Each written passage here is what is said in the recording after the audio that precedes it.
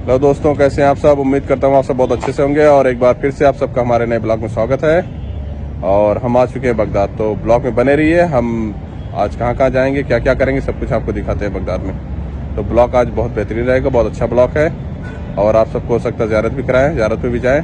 तो ब्लॉग में बने रहिएगा आप लोग।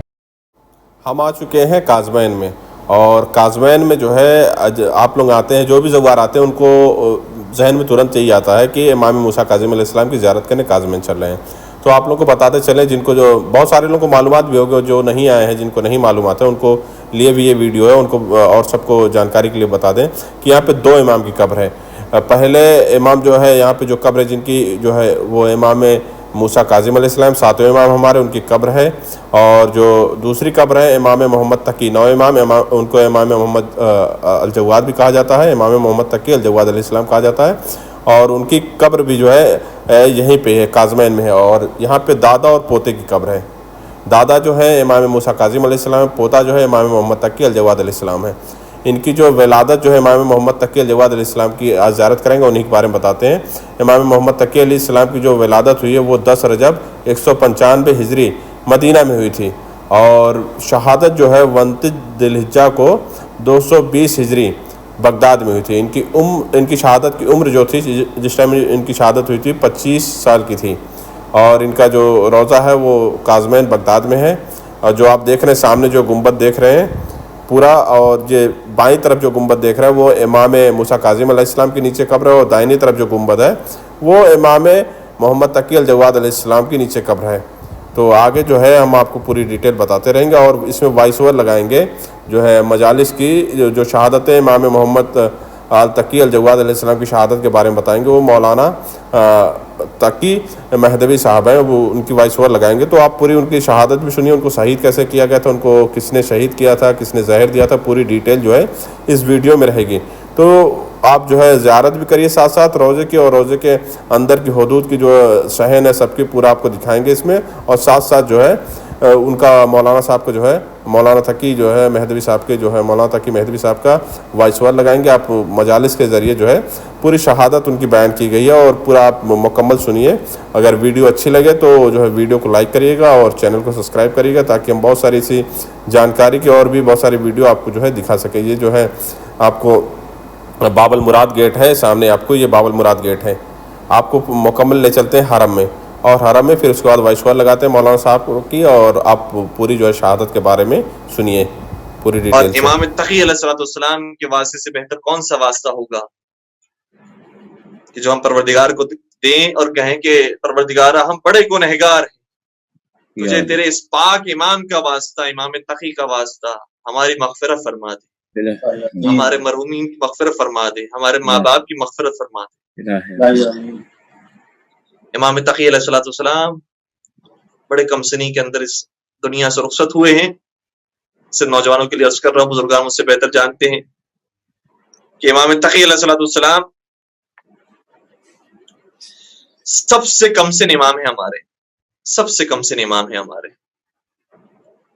25 बरस की उम्र में इस दुनिया से रुखसत हुए। और कैसे रुखसत हुए?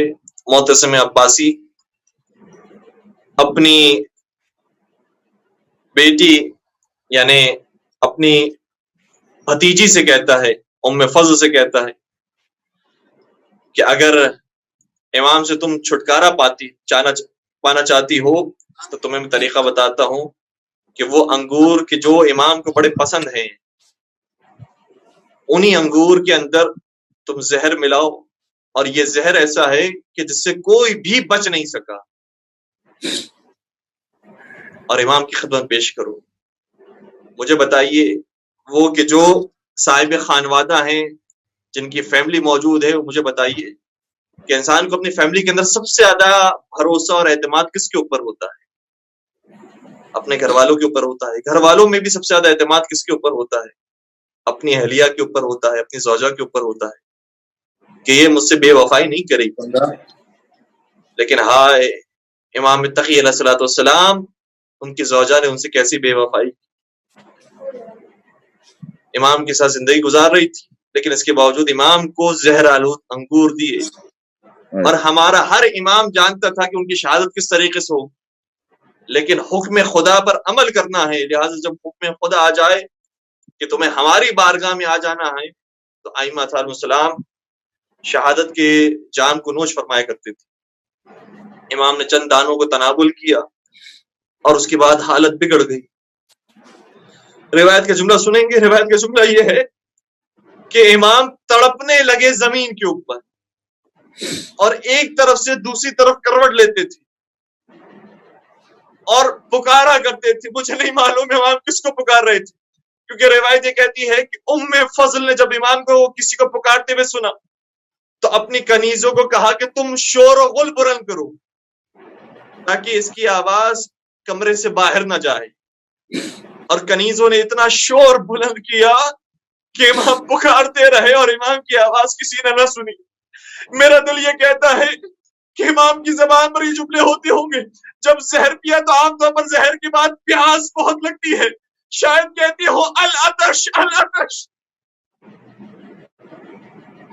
کوئی مجھے پانی دے دے، کوئی مجھے پانی پلا دے. لیکن ہاں جس کی زوجہ ہی نے زہر دیا ہو وہ کیسے پانی دے؟ کوئی پانی دینے والا نہ آیا. میں کہوں گا اے امام تقی، آپ یہاں پر العطش العطش کی صدائیں بلند کرتے ہیں، کوئی آپ کی آواز پر لبیک نہیں کہتا، کوئی آپ کو پانی نہیں دیتا. لیکن میں کربلا آپ کو لے کر چلوں اور بلکہ آپ مجھے کربلا لے کر چلیں تو ایک دردناک منظر دکھائیں گے کہ جہاں پر حسین مظلوم اپنے ششماہے کے لیے پانی مانگتے رہے، ہاں مجھے تو صرف پانی نہ دیا، اس 6 مہینے کے لیے اصغر کو پانی کے عوض تیر ستم دیا.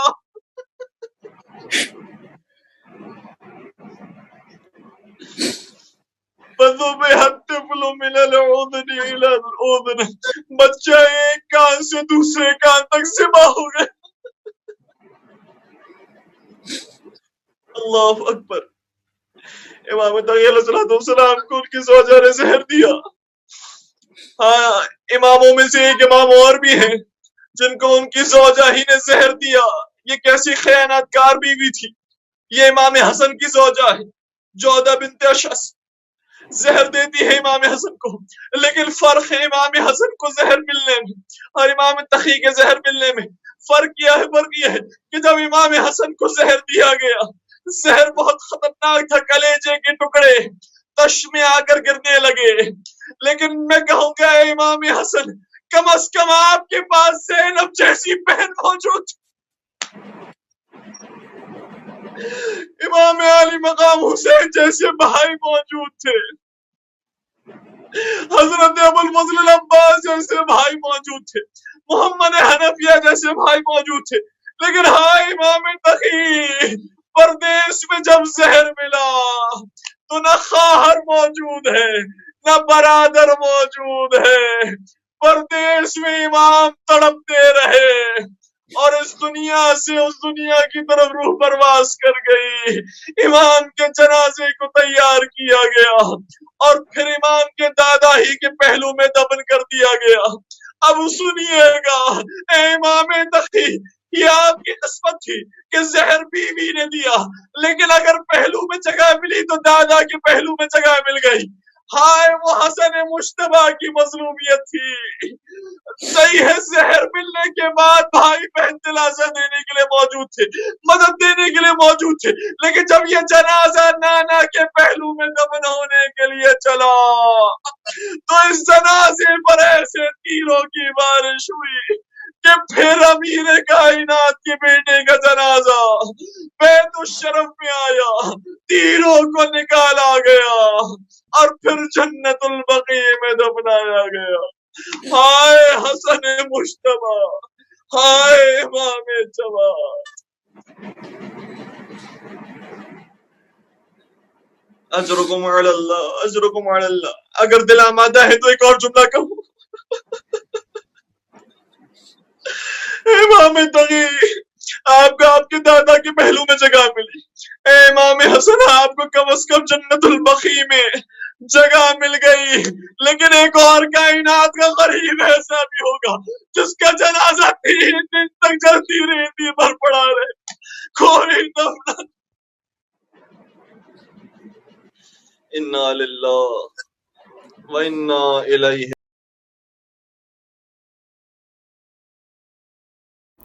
آپ نے مصائب امام محمد تقی الجواد علیہ السلام سنا، اور یہ روضہ ہے، حرم ہے ان کا، آپ نے پوری زیارت کی۔